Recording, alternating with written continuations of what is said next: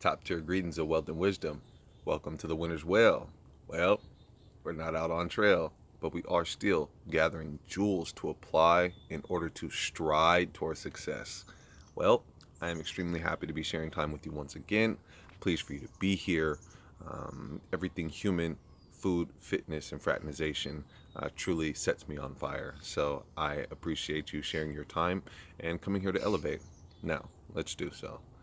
I think we have overlooked the importance and the power of walking away from offers.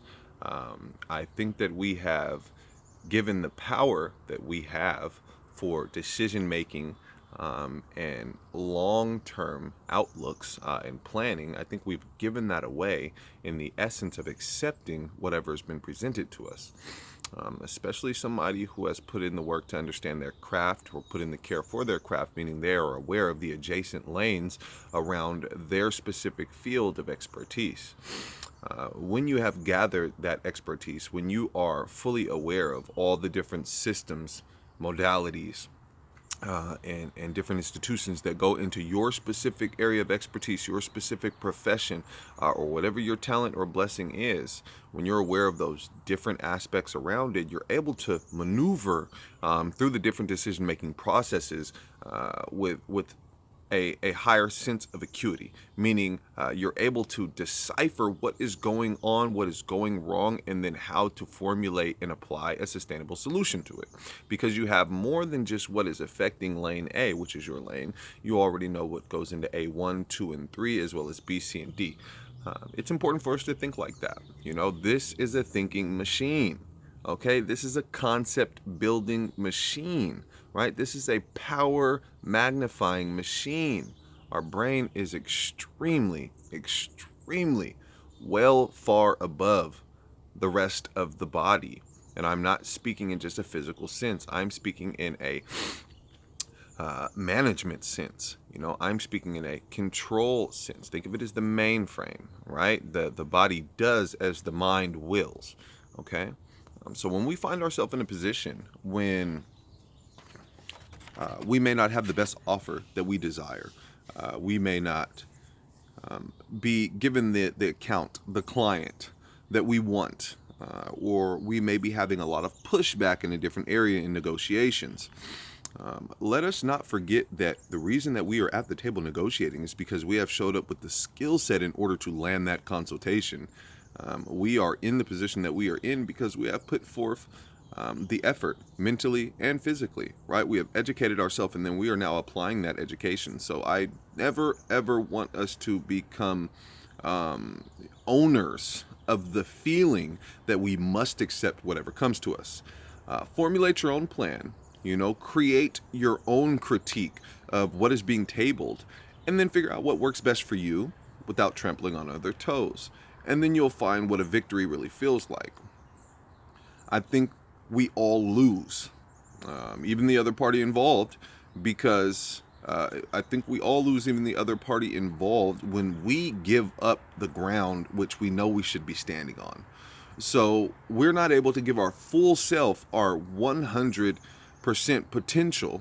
We're not able to put that forth if we are inside of a project or inside of an agreement that we feel goes against the grain of who we are, or if we feel we are underpaid or undervalued within that commitment or contract.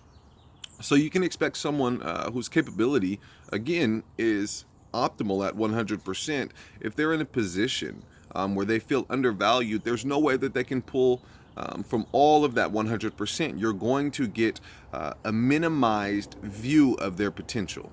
Okay, you're going to get a minimized output of their potential. They're not going to be able to channel all of it, because you must remember some of that energy has to be put into emotional suppression, right? They have to suppress their emotions on how they feel for not negotiating properly at the table in the first place.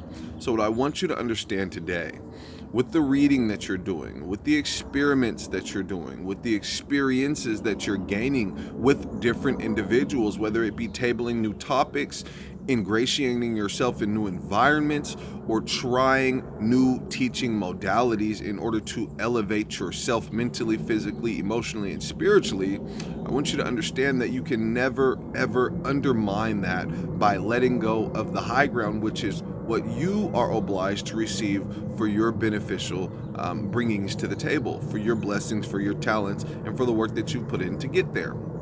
Okay, so let's stay on track. Let's not undervalue ourselves and allow others to do so, because they can only do it when we allow them to set that benchmark so low. Okay? Set your feet firmly in the sand. Do not be swayed by shifting winds. You will find yourself owning your value. You will find yourself raising what your market potential is. And that can be emotionally, that can be spiritually, and most definitely financially and physically.